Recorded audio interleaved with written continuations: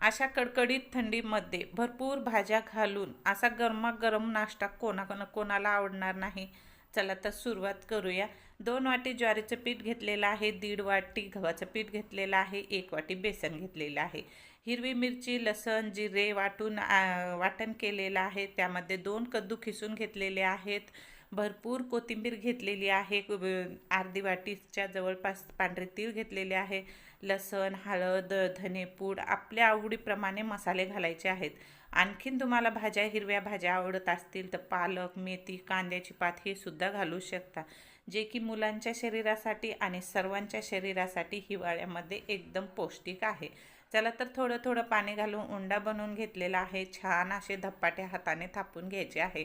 याचा details video आपल्या चॅनलवरती अपलोड केलेला आहे. डिटेल्स रेसिपी आहे. नक्की आपल्या चॅनलला सबस्क्राईब करा आणि व्हिडिओ पहा.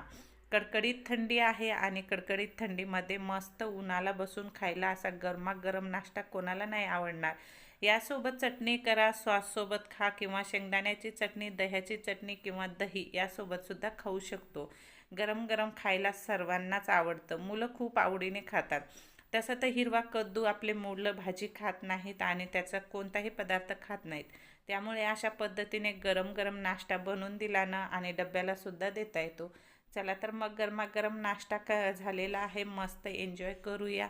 कडकडीत थंडी आहे आणि खायला खमंग असे खुसखुशीत कद्दूचे धपाटे तयार झालेले आहेत. आजची रेसिपी कशी वाटली नक्की कमेंट करून सांगा. नवीन असाल तर चॅनलला सबस्क्राईब करा. व्हिडिओला लाईक करायला विसरू नका. भेटूया पुन्हा अशाच नवीन पौष्टिक रेसिपीसोबत. तोपर्यंत बाय बाय. Take care.